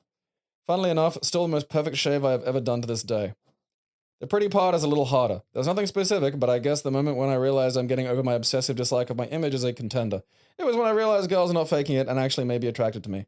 Timeline-wise, this is embarrassingly closer to the present day than I would like to admit. Have I ever been hospitalized for an injury? No, and I feel like if I ever would get any serious injury, I would most likely end up with the irreversible damage due to not treating it. One of my hand's outmost finger that isn't the thumb, okay, however you call that thing in English, alright. Occasionally get stuck on something in the joint and it never feels right. When I try to move it because I once punched a wall. I think I burst some blood vessel. My arm from fingertips to below elbow was blue for about a week.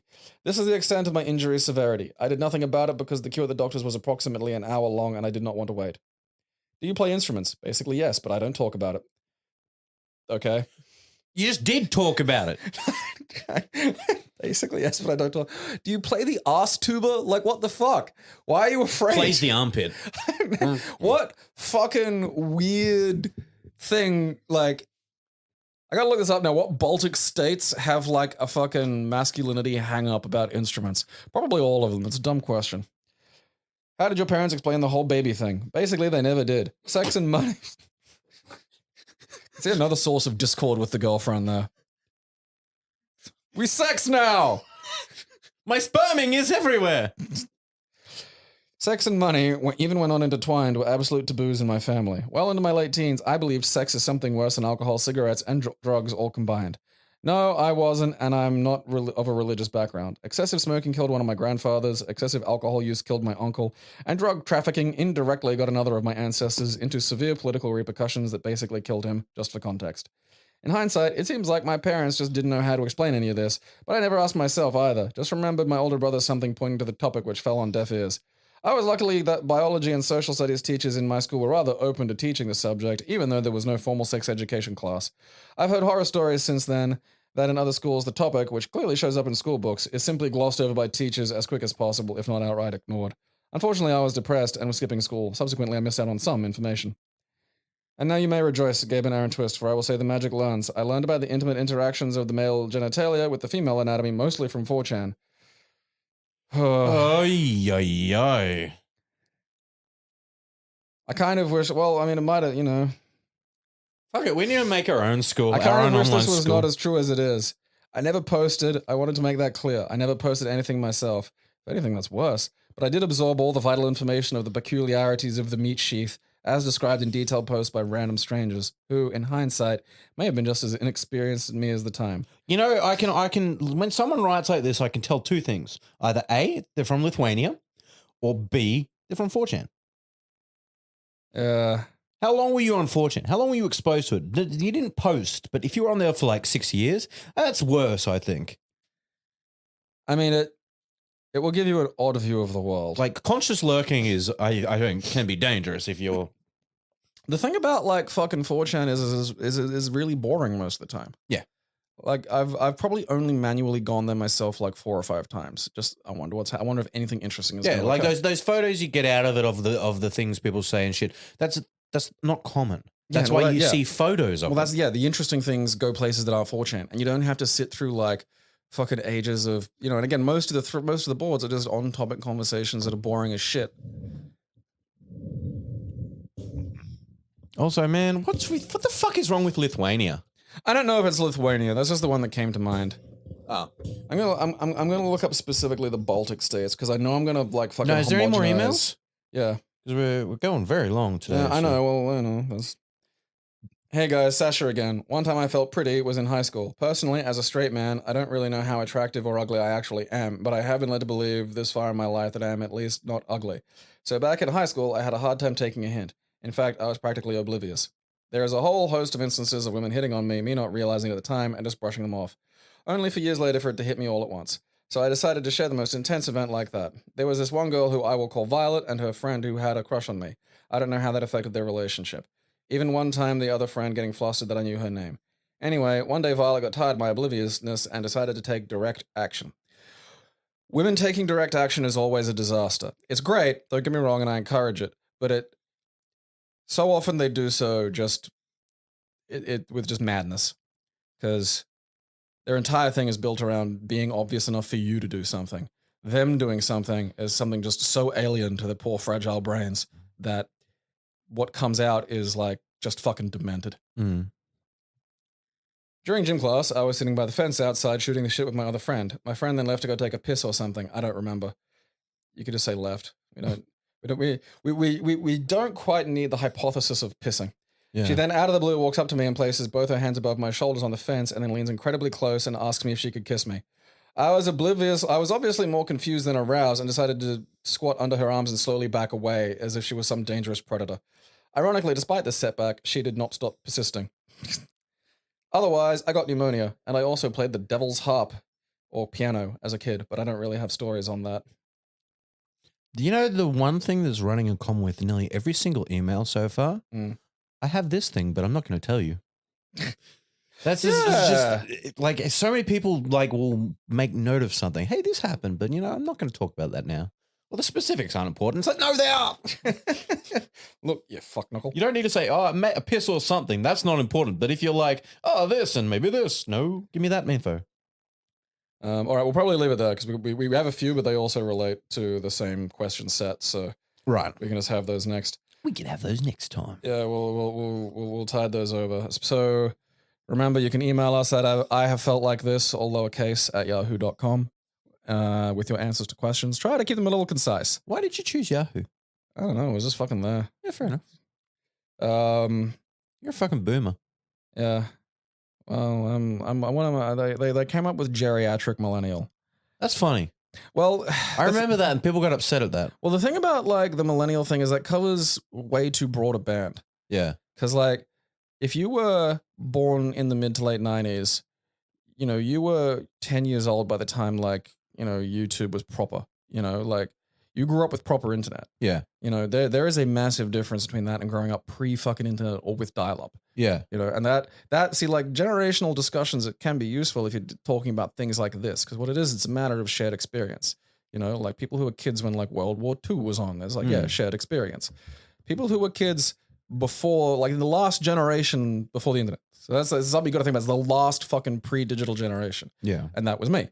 You know, if you were born like 5 years later or something, or, you know, because again, it goes up to the fucking 90s, which is just ridiculous. If you're born in 1995, you know, I had dial-up in 1995. Yeah. Like you were born in 1995. Yeah. When you were actually able to coherently form, you know, once you were a teenager, this is fucking 2010. Like you had proper fucking internet. Yeah. You know, we had fucking ADSL2 in Australia and shit. So it's like, you know, it's complete. Yeah. I agree 100%. The fucking the ranges they set on these official things are way too too broad. Because they basically said, oh, well, it starts here, so it's just it can't go back earlier, and it can't have this weird pocket one. But anyway, so I have felt like this, all lowercase, at yahoo.com, because I'm fucking old. And the questions we have are, have you ever demonstrated surprising strength? Have you ever wound up naked where you shouldn't be? Fucking regretting asking that one, really, Aaron. Have you ever bet on a race? That was a nice, easy one for a lot of people. Might get some simple stories there. And I'm probably going to regret this one too. Have you ever been photographed by a Japanese tourist?